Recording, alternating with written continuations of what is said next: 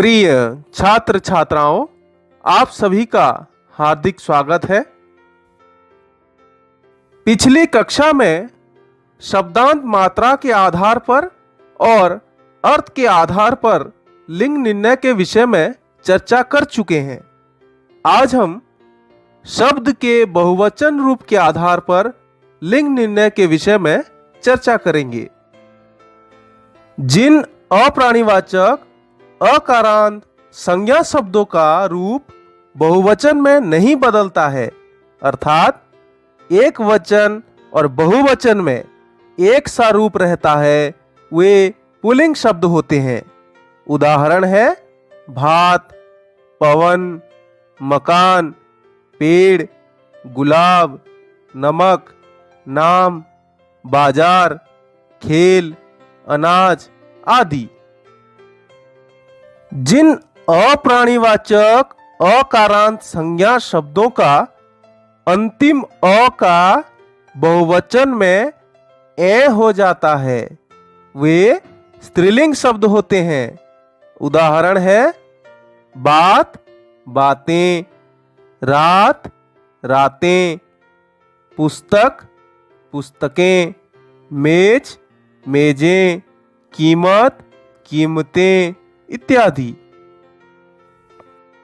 जिन अप्राणीवाचक आकारांत संज्ञा शब्दों का अंतिम आ का बहुवचन में ए हो जाता है, वे पुल्लिंग शब्द होते हैं। उदाहरण है कमरा, कमरे, पर्दा, पर्दे, जूता, जूते, रास्ता, रास्ते, मसाला, मसाले इत्यादि। जिन अप्राणीवाचक आकारांत संज्ञा शब्दों का अंतिम आ के साथ बहुवचन में ए जुड़ता है, वे स्त्रीलिंग शब्द होते हैं। उदाहरण है इच्छा, इच्छाएं, कविता, कविताएं, दवा, दवाएं, लता, लताएं, भाषा, भाषाएं इत्यादि। जिन अप्राणीवाचक ह्रस्व ई तथा दीर्घ ईकारांत संज्ञा शब्दों के रूप बहुवचन में नहीं बदलते हैं, वे पुल्लिंग शब्द होते हैं। उदाहरण है गिरी, गिरी, अतिथि, अतिथि, पानी, पानी, मोती, मोती, भाई, भाई इत्यादि।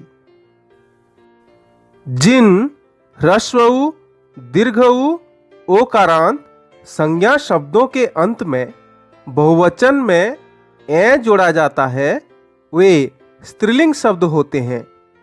उदाहरण है ऋतु, ऋतुएं, वस्तु, वस्तुएं, झाड़ू, झाड़ुएं, लू, लुएं, गौ, गौएं इत्यादि।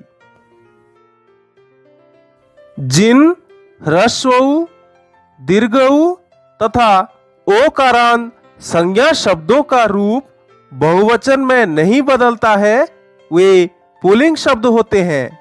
उदाहरण है शिशु, शिशु, आलू, आलू, रेडियो, रेडियो आदि। जिन अप्राणीवाचक ह्रस्व ई तथा दीर्घ ईकारांत संज्ञा शब्दों की अंतिम ह्रस्व ई तथा दीर्घ ई बहुवचन में या हो जाती है, वे स्त्रीलिंग शब्द होते हैं। उदाहरण है नदी, नदियां, रीति, रीतियां, रोटी, रोटियां, खिड़की, खिड़कियां, जलेबी, जलेबियां इत्यादि। प्रस्तुत पाठ के आधार पर कुछ प्रश्न और अभ्यास। पहला प्रश्न है, नीचे लिखे वाक्यों की रेखांकित संज्ञाओं के लिंग बताइए। दूसरा प्रश्न है, निम्नलिखित शब्दों के लिंग निर्णय कीजिए। तीसरा प्रश्न है, नीचे लिखी गई संज्ञाओं से पहले विशेषण अच्छा और अच्छी का सही प्रयोग कीजिए। यहाँ ध्यान रहे पुल्लिंग शब्द के आगे अच्छा और स्त्रीलिंग के आगे अच्छी का प्रयोग होता है। धन्यवाद।